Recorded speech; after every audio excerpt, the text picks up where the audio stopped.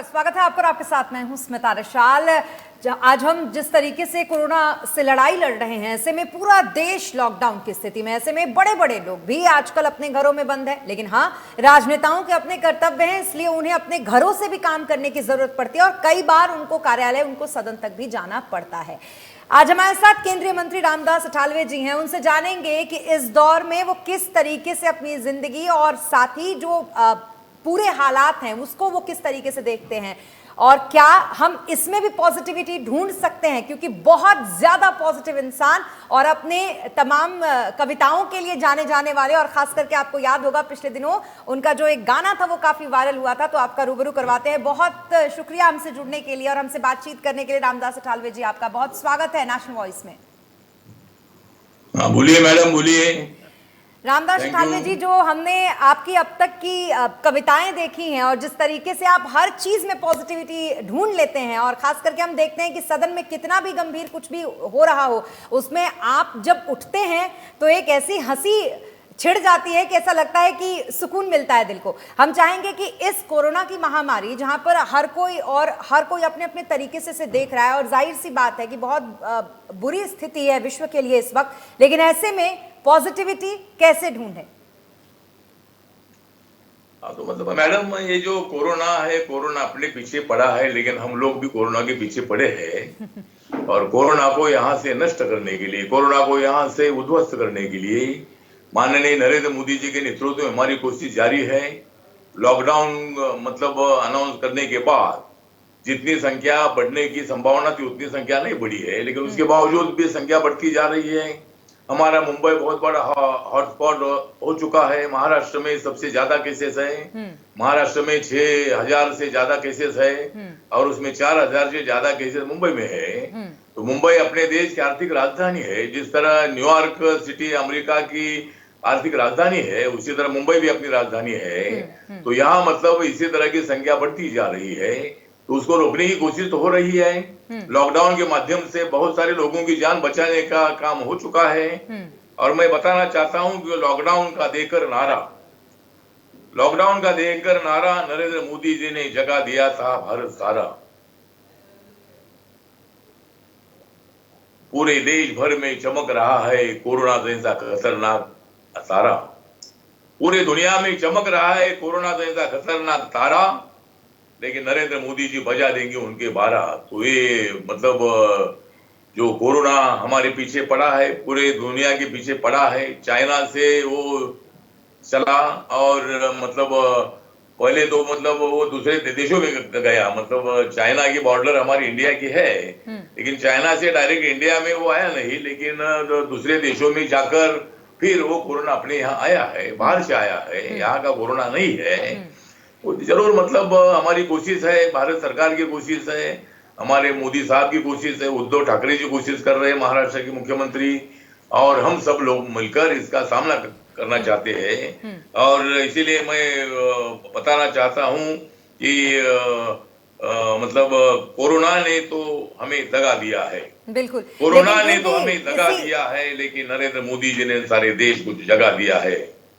सारे अस्पतालों को काम पे लगा दिया है, सारे अस्पतालों को काम पे लगा दिया है, लेकिन कोरोना को यहाँ से हमें मतलब भगाना है, लोगों को जगाना है, और हम सब लोग मिलकर कोरोना का सामना करना चाहिए मैडम। बिल्कुल, और यही पॉजिटिविटी मैं कह रही थी रामदास अठावले जी शुरू से, कि यही एक पॉजिटिविटी है आपकी, जब आप ऐसे समय में भी इतना अच्छा आपका जो कविता और जो जुगलबंदी होती है ना, कि दिल को सुकून देती है। लेकिन आपका एक गीत बड़ा वायरल हो रहा है जो आपने लिखा है, जो कविता आपने लिखी है, गो कोरोना गो। हम चाहेंगे वो जरूर आप सुनाएं, क्योंकि ना जाने कितने ही ऐसे वीडियोज सोशल मीडिया पे भरे पड़े हैं जिसमें अलग अलग लोगों ने आपकी उस कविता पे नकल उतारा है।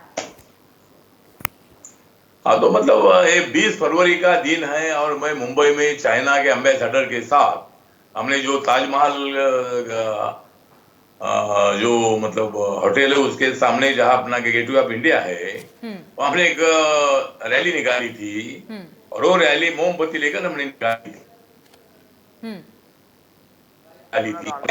चाइना में मतलब कोरोना का अंधेरा फैल रहा है, उसमें उजाला निर्माण करने के लिए मैंने बोला था कि भाई कोरोना गो, कोरोना गो, गो corona, go corona, corona go, corona गो, गो कोरोना, गो कोरोना। तब तो लोग बोल रहे थे कि ऐसा कोरोना चाहता है क्या। लेकिन जब भारत में कोरोना आकर पहुंचा तब लोग बोलने लगे कि भाई हाँ बात सही थी। अठौली जी बोल रहे थे कि भाई कोरोना गो, कोरोना गो।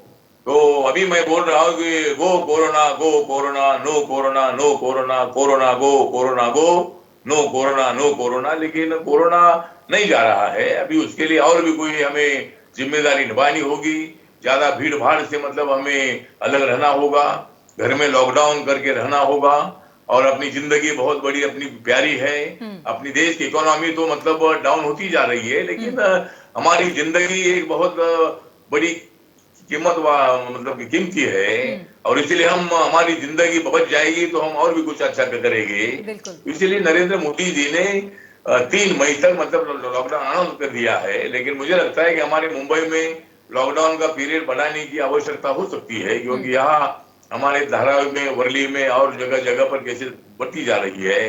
हमारा थाने जिला है, पुणे है, नागपुर है, औरंगाबाद है, जगह जगह पर केसेस बढ़ती जा रही है। तो इसीलिए सब लोगों को मेरा निवेदन है कि आपने घर में रहना चाहिए। मैं सभी लोगों को बताना चाहता हूँ कि आप मत आइए रोड पर, आप मत आइए रोड पर। मैं विनती करता हूँ आपको हाथ जोड़कर, आप मत आइए रोड पर। मैं विनती करता हूँ आपको हाथ जोड़कर। हम अभी है बहुत बड़े गंभीर मोड़ पर, हम अभी है बहुत बड़े गंभीर मोड़ पर। फिर क्यों आ रहे हो आप रोड पर।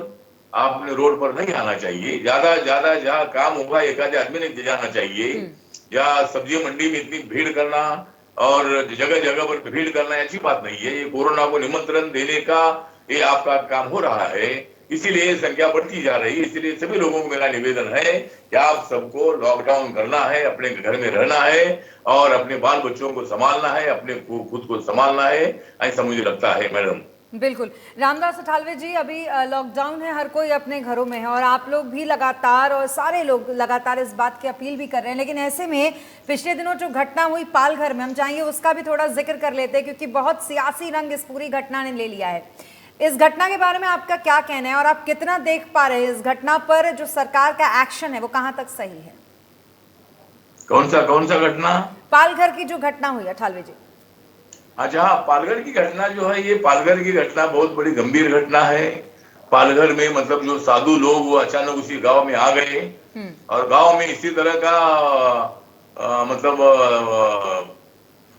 जो लोगों के मन में ऐसी भावना हुई कि भाई ये चोर लोग हैं, ये चोरी करने के लिए इधर आए हैं और हाथ में डंडे लेकर मतलब वो तीनों के पीछे पड़े। वह पुलिस वाले थे, पुलिस वाले होने के बावजूद भी वहां मतलब उन्होंने मरते दम तक उनको पीटने का काम किया है। बहुत बड़ी गंभीर बात है। अभी सरकार तो सीआईडी इंक्वायरी कर रही है, लेकिन इस घटना का मैं धिक्कार करता हूँ, मैं निषेध करता हूँ।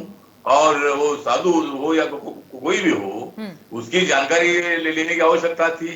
वो भाई हमारे गाँव में क्यों आए हैं, क्या क्या का कारण है, ये जानकारी किसी ने बात तो करने की आवश्यकता थी जी। वो साधु दिखते ही मतलब उनकी पिटाई करने की मतलब उन्होंने मतलब इतनी पिटाई की कि उसमें 3 लोगों की हत्या हो चुकी है। तो मुझे लगता है कि अभी वहां 2 पुलिस कर्मियों को सस्पेंड कर दिया है। लेकिन मुझे लगता है वहां के जो जिला पुलिस प्रमुख है, वहां के जो डीवाईएसपी है, ऐसे लोगों पर भी कार्रवाई होने की आवश्यकता है।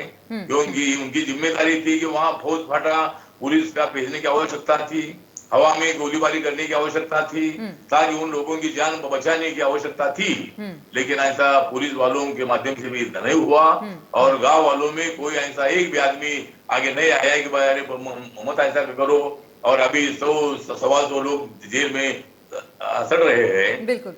मुझे लगता है कि जो घटना हुई है बहुत बड़ी गंभीर है। लेकिन अठावले जी, एक सवाल और बार बार ये पूछा जा रहा है कि आखिरकार लॉकडाउन के बावजूद 110 की संख्या में लोग एक साथ इकट्ठा कैसे हुए मॉब लिंचिंग के लिए, ये सवाल भी बहुत गंभीर है। लॉकडाउन था, लेकिन अभी गांव वाले लोग, गांव में कोई चोर आ गए या ऐसी मतलब वहां अफवाहें फैलाई गई और घर घर के सभी लोग एकदम अचानक बाहर आ गए। पहले किसी ने इंक्वायरी तो करने की आवश्यकता थी कि भाई साधु इधर क्यों आए, जो मैंने पहले भी बोला, लेकिन ऐसा हुआ नहीं। ऐसा प्रचार हुआ कि अपने गांव में चोरी करने के लिए साधु आए हैं और साधु के वेश में आए हैं। इसी तरह की चर्चा हुई और इसी तरह की घटना हुई है। ये बहुत बड़ी गंभीर बात है। एक बाजू में कोरोना का सामना हम कर रहे हैं और आपस में सामना करते रहोगे तो कोरोना से कैसा सामना करेंगे। तो मुझे लगता है कि जो हुआ है बहुत बड़ा गलत है और इसके लिए जो भी पुलिस ऑफिसर जिम्मेदार है उनके ऊपर कार्रवाई होनी चाहिए और जिन्होंने मतलब 3 साधुओं की हत्या की है उनको फांसी की सजा मिलनी चाहिए। ऐसी मेरी मांग है, मेरी सूचना है। जी अठालवे जी, पिछले दिनों एक खबर आई थी कि आपके घर पर जो होमगार्ड हैं जो तैनात थे उन कोरोना पॉजिटिव वो पाए गए थे। हाँ, तो मेरी सिक्योरिटी जो है, सिक्योरिटी में जो पुलिस गाड़ी का ड्राइवर है, वो ड्राइवर से मेरा कोई डायरेक्ट बिल्कुल संबंध नहीं था। वो स्टैंड बाय गाड़ी इधर ही रहती थी, अभी बाहर कोई जाने का विषय तो नहीं था। तो लेकिन वो उसको थोड़ा वो पॉजिटिव मिला है, उसको थोड़ा उसके बाद से क्या और भी ज्यादा जो एहतियातन आपने सुरक्षा है अपनी और जितने भी एहतियात बरते थे, क्या आपने और बढ़ा दिया है क्या? मतलब एक परिवर्तन मतलब जो सिक्योरिटी थी वो पूरी चेंज कर दी है। जो पहले सिक्योरिटी थी उनको क्वारंटाइन किया है और बाकी नई सिक्योरिटी इधर आई है और अभी कोई प्रॉब्लम नहीं। मेरा कोई डायरेक्ट वो ड्राइवर से कोई बिल्कुल संबंध नहीं था और इसीलिए मुझे कोई मतलब उसके बारे में कोई प्रॉब्लम बिल्कुल नहीं है। लेकिन अभी उनकी तबीयत सुधर रही है तो मुझे उनको मेरी मतलब शुभेच्छा है कि भाई जल्दी जल्दी ठीक हो जाए। लेकिन कोरोना बहुत घर घर तक पहुंच रहा है। हमारी वर्षा बंगला जो है हमारे मुख्यमंत्री का निवास स्थान है, वहां भी एक महिला पुलिसकर्मी को भी मतलब वो पॉजिटिव आई है। जगह जगह पर इसी तरह की मतलब घटनाएं अपने को दिखाई दे रही है, तो एक अच्छी बात नहीं है। तो हम सब लोगों ने चिंता करने की आवश्यकता है, ऐसा मुझे लगता है। बिल्कुल। रामदास अठालवे जी, जो जिंदगी बदल गई है इस कोरोना के आने के बाद, जिंदगी एक घरों तक सिमट गई है और बहुत सारी चीजें लोगों की छूट गई हैं जो आमतौर पर उनको जरूरी लगा करती थी, जैसे वीकेंड को एंजॉय करना, जैसे मूवी देखना, ये तमाम चीजें। इस बदली हुई जिंदगी पर क्या आपने कोई कविता लिखी है या आगे आप लिखने का सोच रहे हैं, जो हमारे वायरस ने एक जिंदगी में परिवर्तन लाया है? मैं भी मतलब कोरोना ने सारी दुनिया को कर दिया है लॉकडाउन।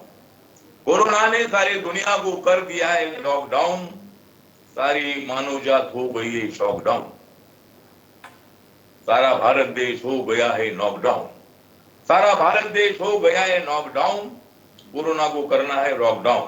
तो मतलब कोरोना को अपने को ऐसा करना है, बर्बाद करना है। और कोरोना ने तो हमारी जिंदगी बदल दी है।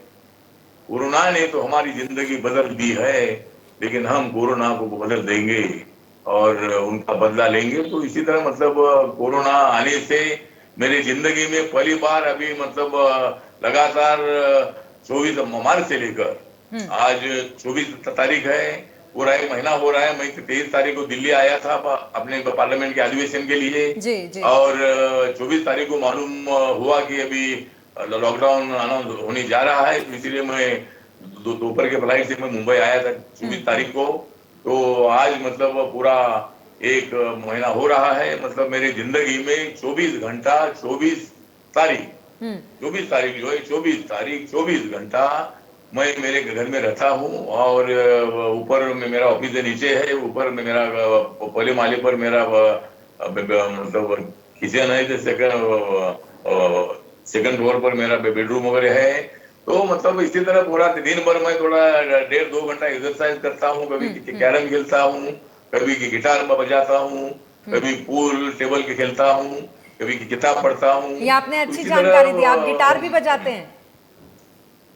हाँ, गिटार मतलब सीखता हूँ मैं। गिटार मेरे घर में है, मेरा लड़का जीत है, वो भी मतलब वो बजाता है। तो मुझे भी मतलब अभी टाइम मिला है तो मैं सीख रहा हूँ। तो इसी तरह मतलब टाइम पास हो रहा है। लेकिन ये दुख की बात है कि भाई कोरोना जाने का नाम नहीं ले रहा है, वो आने का इनाम ले रहा है जी। और अगर वो आने का इनाम ले रहा है तो उनको जाने का नाम उनको देना है। और कोरोना को भगाने के लिए जो जिम्मेदारियां हमारी है वो जिम्मेदारियां हमें पूरी तरह से इम्प्लीमेंट करने की आवश्यकता है। कोरोना का प्रादुर्भाव ज्यादा ना हो उसके लिए हम सब लोगों ने कोशिश करनी चाहिए। और मुंबई और दिल्ली एक बहुत बड़ा हॉट स्पॉट है, और पूरे देश भर में भी मतलब मुझे लगता है कि सभी लोगों में निवेदन करना चाहता हूं कि आप सब लोग मतलब आपको मतलब अपने अपने घर में रहे। और मजदूरों की हालत बहुत बड़ी बुरी है, जहाँ जहाँ मतलब डिस्ट्रिक्ट कलेक्टर है उन्होंने ध्यान देना है, तहसीलदार ने ध्यान जी देने की जी। आवश्यकता है। एक भी लॉकडाउन आदमी भूखा ना रहे, लॉकडाउन पर इसीलिए सरकार की प्लानिंग अठालवे जी क्या हो सकती है? क्या हमें पता है कि एक चरणबद्ध तरीके से ही इसे हटाया जाएगा, एकदम से लॉकडाउन खत्म नहीं किया जाएगा, लेकिन फिर भी वो कौन सी रणनीति होगी जो आगे हम देखेंगे कि सरकार अपनाएगी?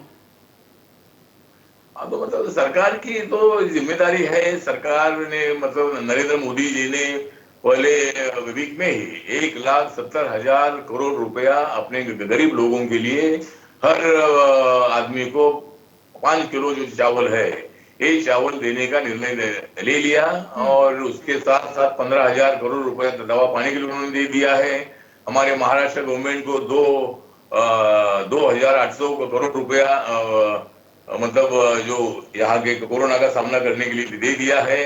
तो मुझे लगता है कि भारत सरकार की तरफ से कोशिश तो जारी है, लेकिन सभी लोगों ने मतलब मदद करने की आवश्यकता है। और एक बात बहुत अच्छी है कि बहुत सारे एनजीओ, बहुत सारे सामाजिक कार्यकर्ता, पॉलिटिकल कार्यकर्ता सबको मतलब मदद कर रहे हैं। जी और जब से कोरोना स्टार्ट हुआ मतलब लॉकडाउन स्टार्ट हुआ है, तब से मेरे घर में रोज कम से कम 250 लोगों को मैं खाना दे देता हूँ।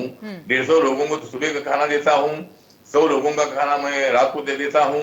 और लगातार जो ऑटो रिक्शा वाले हैं, टैक्सी वाले हैं, मजदूर है, आजू बाजू में रहने वाले लोग हैं, ऐसे लोगों को मैं रोज मैं खाना दे देता हूँ। और जब तक लॉकडाउन रहेगा तब तक मेरे घर में सबके लिए खाना फ्री है। और मैं सबको मतलब खाना दे रहा हूँ। बहुत जी सारे एनजीओ भी मतलब इसके लिए मदद कर रहे हैं, और बहुत सारी म्यूनिसिपालिटियां भी इसके लिए मदद कर रहे हैं, एक बहुत अच्छी बात है।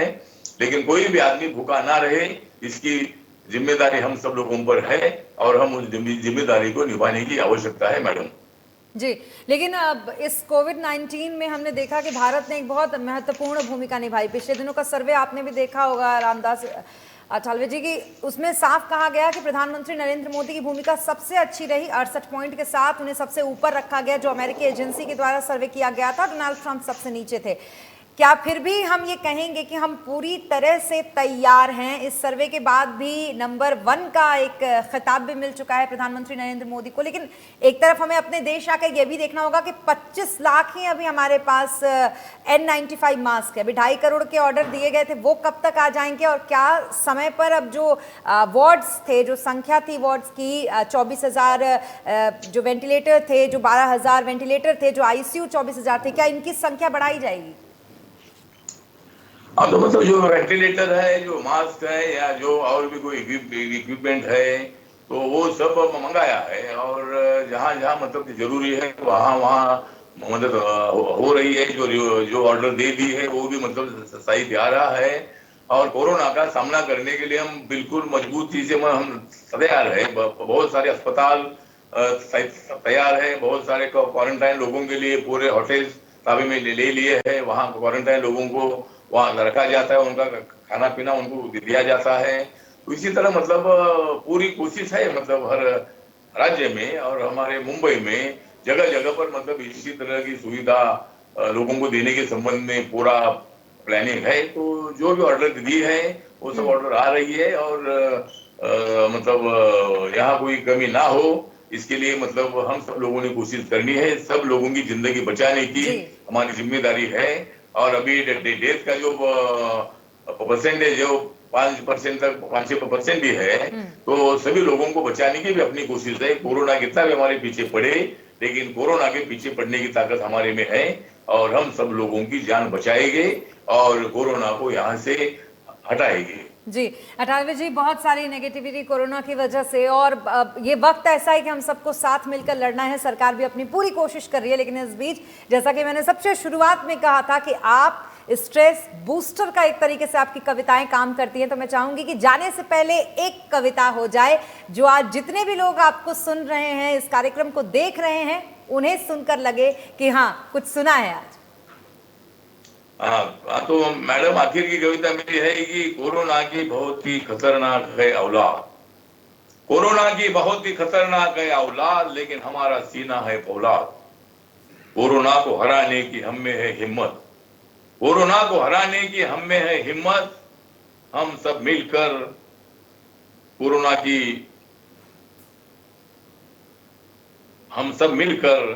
कोरोना की नष्ट करेंगे हिम्मत। कोरोना वायरस बढ़ता जा रहा है, कोरोना वायरस बढ़ता जा रहा है, वो बस्ती बस्ती में चढ़ता जा रहा है। हर आदमी कोरोना से लड़ता जा रहा है, हर आदमी कोरोना से लड़ता जा रहा है। कोरोना हमसे लड़ता जा रहा है, कोरोना हमसे लड़ता जा रहा है। मैडम शुक्रिया, बहुत शुक्रिया हमसे बातचीत करने के लिए रामदास अठावले जी आपका, और बहुत शुक्रिया और खास करके ऐसी कविताओं के लिए जो कविताएं स्ट्रेस बूस्टर का सच में काम करती हैं। तो ये थे केंद्रीय मंत्री रामदास अठावले जो जाने जाते हैं अपने इसी मिजाज की वजह से, क्योंकि पॉजिटिविटी किस तरीके से ढूंढी जाती है, नेगेटिविटी में भी वो कोई इनसे सीखे। इनका गाना गो कोरोना गो बेहद ट्रेंड कर रहा था, और काफी आपने वीडियोज ऐसे देखे होंगे जिसमें इनके गाने को लेकर उस पर फनी वीडियोज भी बनाए गए थे। लेकिन इस बीच एक बार और जुड़ते हैं रामदास अठावले जी से, जो हमसे एक बार फिर कुछ कहना चाह रहे हैं जी। नहीं, आपके चैनल का नाम है नेशनल वॉइस जी, आपके चैनल का नाम है नेशनल वॉइस। वो चैनल है बहुत हमारे लिए नाइस। ये चैनल सब लोगों को जानकारी दे रहा है। और मैडम आपका नाम क्या है? स्मिता। स्मिता स्मिता। ठीक है, thank you madam, thank you. शुक्रिया रामदास अठावले जी आपका, शुक्रिया, बहुत शुक्रिया। तो ये आपने सुना केंद्रीय मंत्री रामदास अठावले जी को, जो बेहद पॉजिटिविटी के लिए जाने जाते हैं। और इसी के साथ लॉकडाउन में सबकी जिंदगी ऐसे ही लॉक हो चुकी है, लेकिन इसमें यानी कि इस नकारात्मकता में भी सकारात्मकता ढूंढनी ही होगी। इसी के साथ इस बुलेटिन में फिलहाल इतना ही। आप बने रहे नेशनल वॉइस के साथ।